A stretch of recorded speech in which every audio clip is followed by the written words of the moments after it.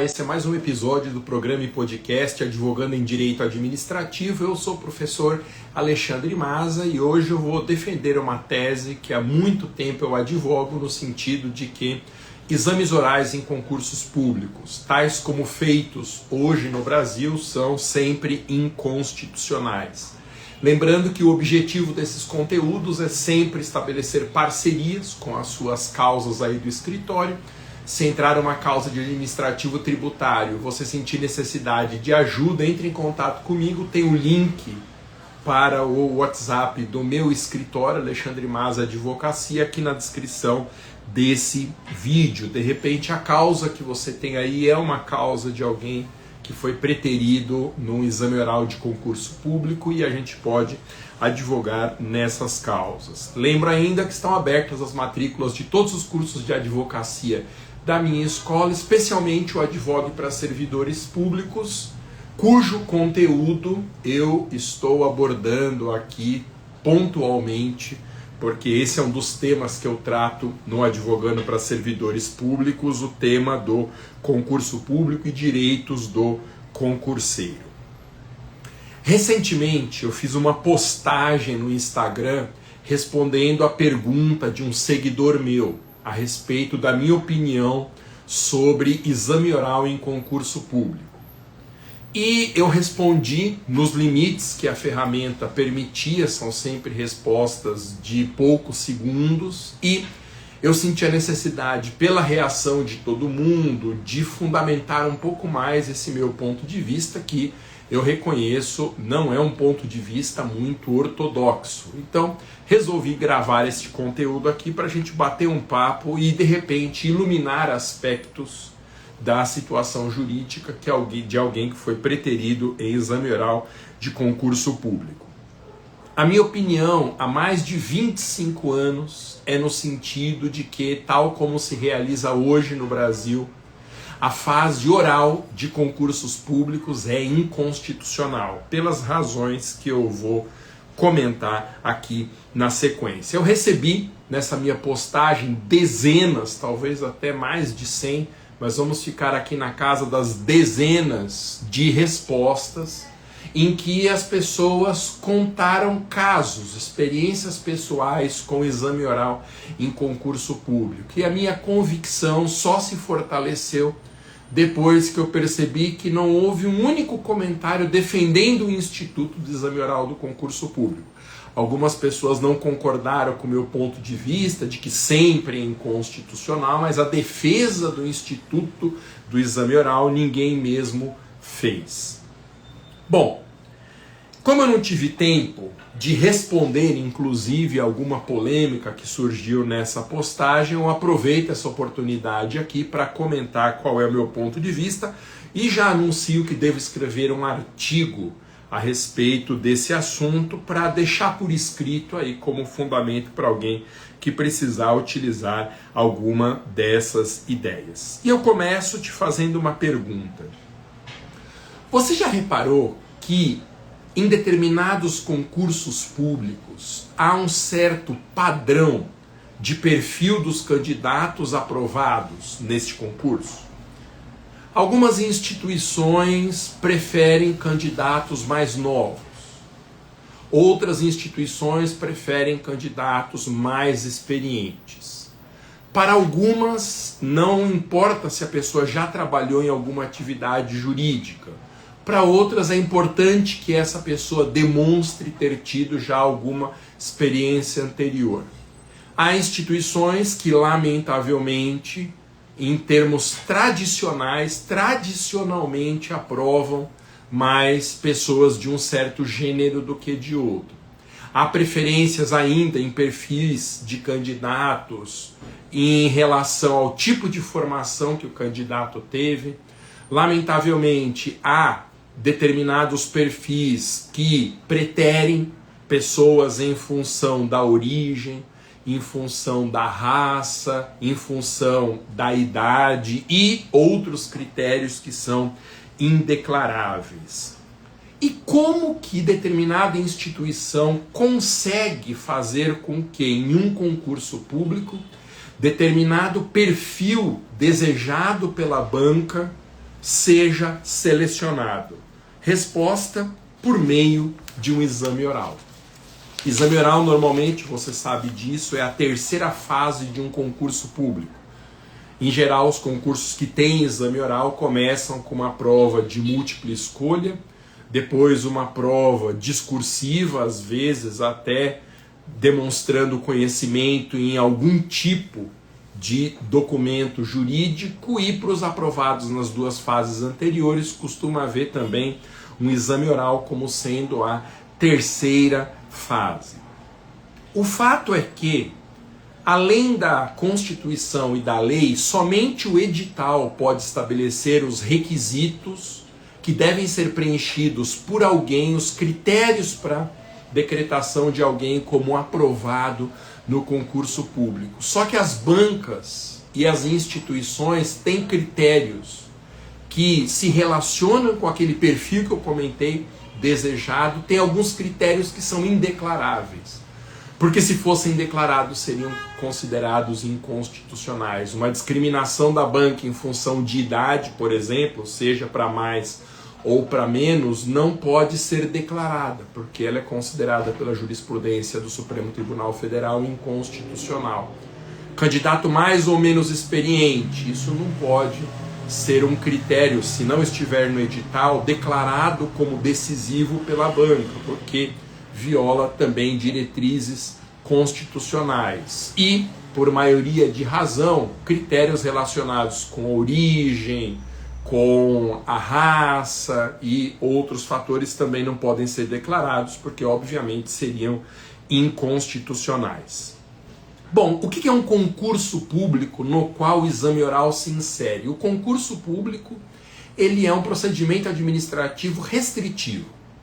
Restritivo no sentido de que, como todos sabem, ele vai afunilando, ele vai eliminando candidatos na medida em que as fases do concurso avançam. E há todo um regime jurídico protetivo de procedimentos como esse, que são procedimentos restritivos. E essas limitações se aplicam, sem dúvida, ao concurso público. Importante lembrar, baseado numa falsa concepção de discricionariedade, o exame oral é feito de modo a permitir que a banca avalie elementos que transcendem o conhecimento técnico. A tese que eu defendo e que eu estou sustentando aqui hoje é que, de acordo com o que diz a Constituição sobre os fundamentos do concurso público, o único critério que pode ser levado em consideração, além daqueles previstos no edital, é o conhecimento técnico. E o conhecimento técnico, ele é aferido nas primeiras e segundas fases do concurso. Eu posso, segundo estou sustentando aqui, ter uma fase oral do concurso que faça avaliação objetiva de conhecimento técnico, mas não de outros critérios que a gente sabe que existem, mas que as bancas não podem declarar porque são inconstitucionais.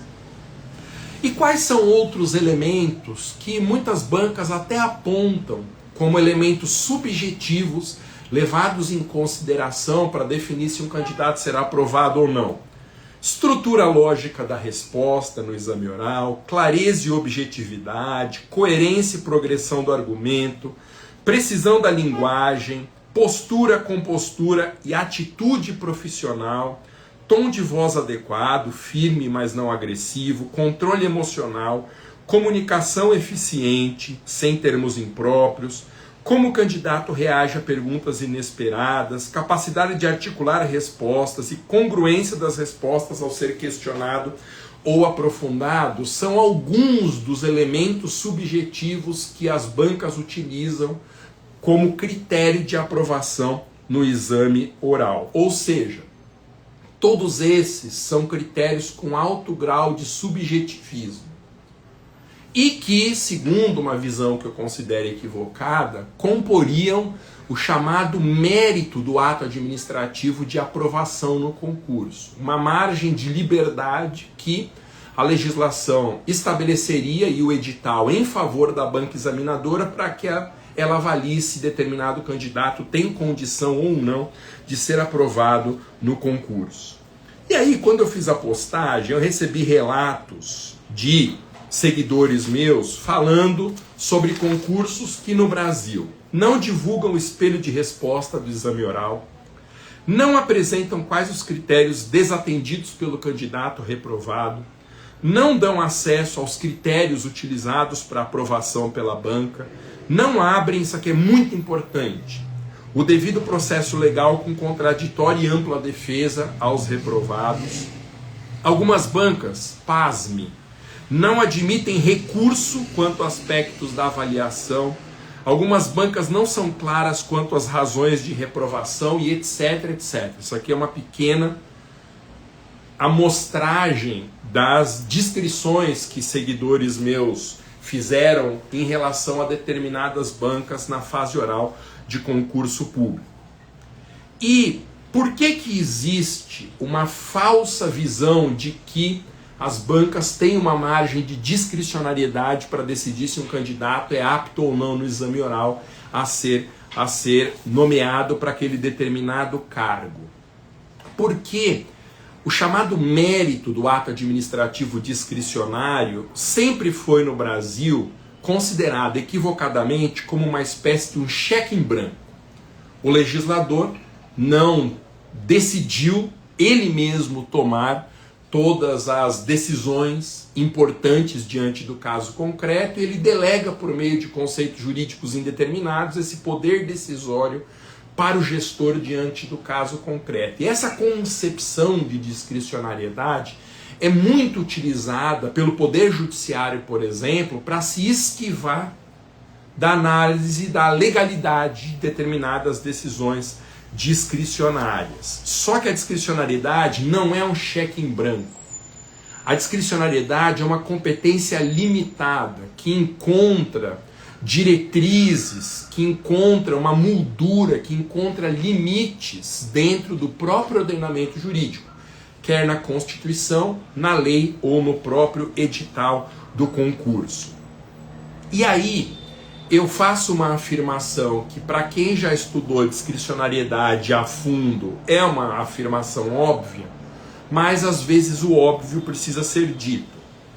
Tenho que lembrar aqui que a ausência de transparência nos critérios para dizer quem foi o aprovado e por que foi aprovado ou não, violação da razoabilidade, violação da impessoalidade, violação da vinculação ao edital, violação da segurança jurídica, inclusive por meio de comportamentos contraditórios do gestor e da banca no exame oral, violação da isonomia, entre outros valores constitucionais, não são mérito do ato administrativo.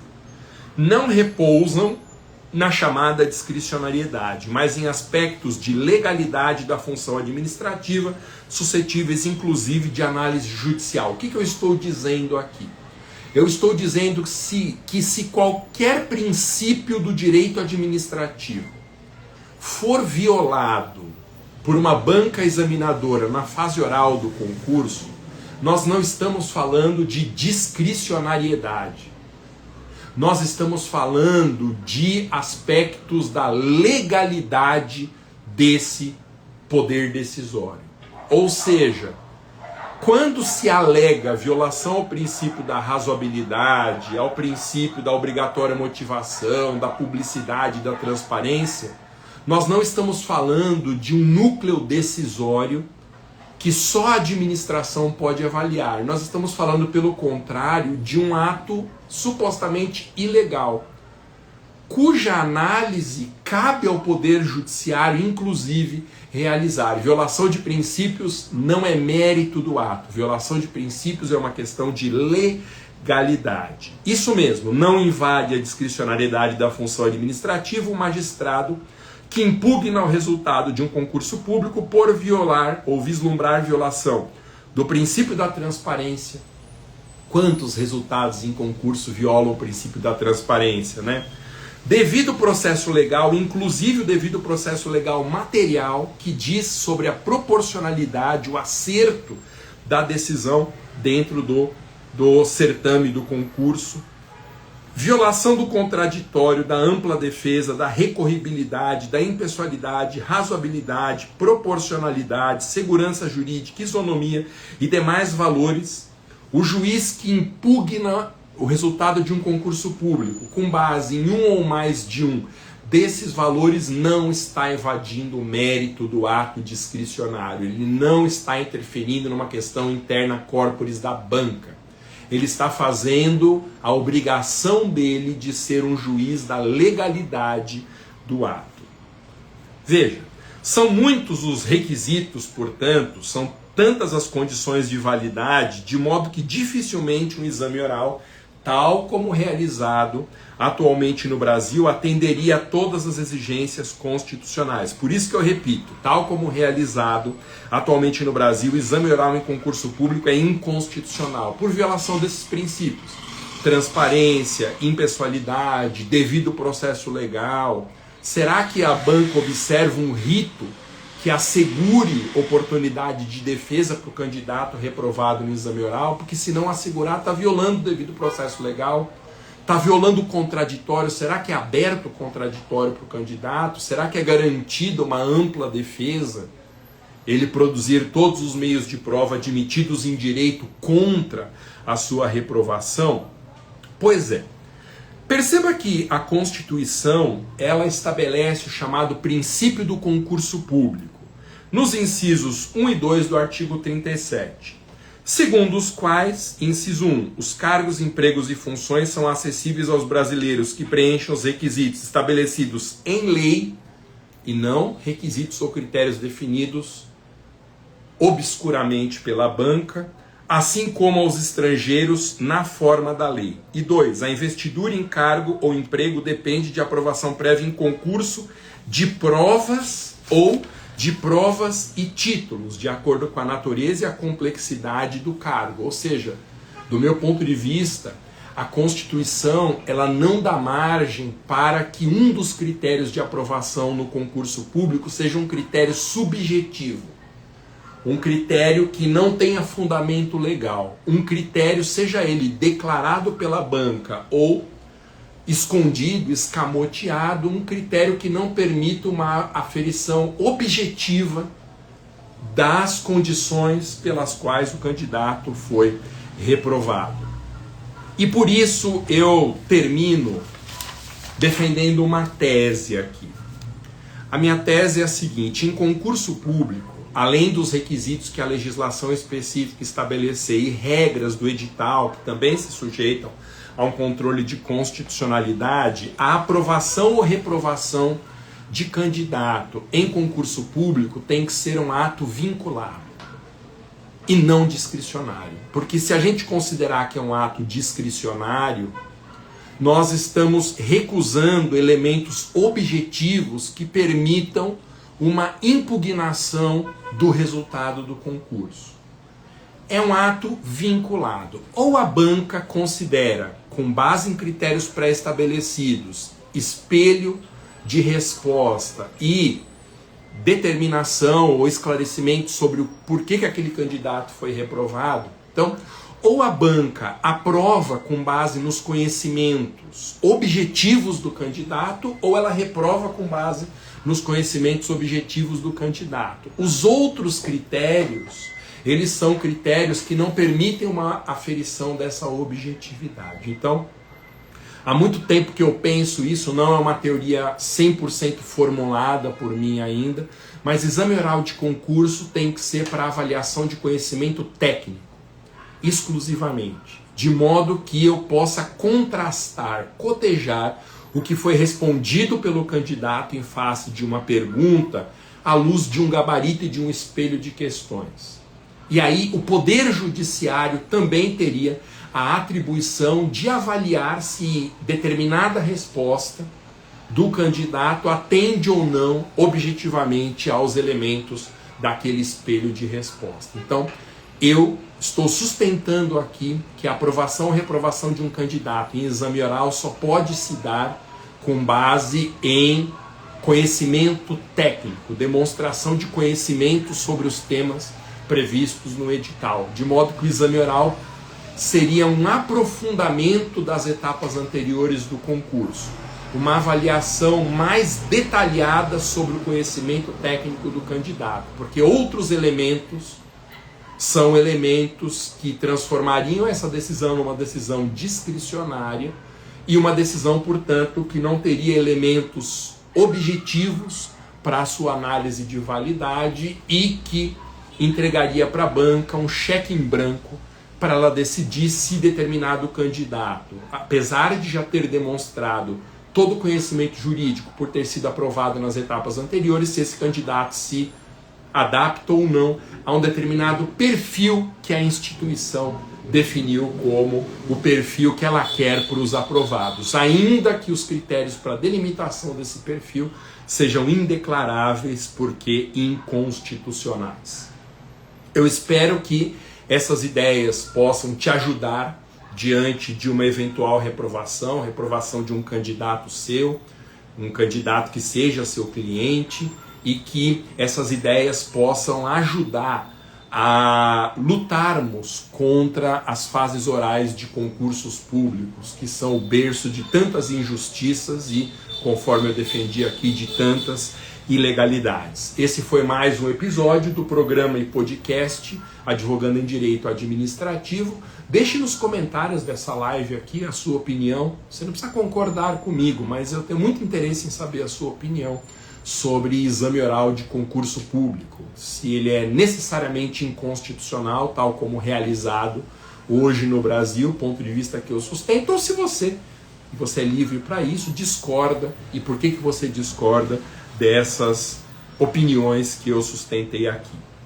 Lembrando que se aparecer um caso no seu escritório que você sinta necessidade de ajuda, e esse caso for de administrativo ou de tributário, pode entrar em contato comigo, tem aqui embaixo o link do WhatsApp da minha advocacia, e aí a gente discute os termos de uma parceria para nós atendermos juntos a esse cliente. E se esse assunto te interessou, se você tem vontade de advogar para concurseiros, para servidores públicos ou para contribuintes, licitantes, contratados da administração, tem cursos de advocacia da minha escola, a Escola do Masa. Tem o Advocacia Tributária, advogo para servidores, advogando em licitações, advogando em contratos. São dezenas de cursos lá que vão te capacitar para você abrir novas frentes de atendimento no seu escritório e, por que não, virar o ano, começar nesse 2026 já com o pé direito, com o bico do avião apontado para cima na sua advocacia. Valeu? É isso, nos veremos na próxima oportunidade. Até mais, obrigado, tchau.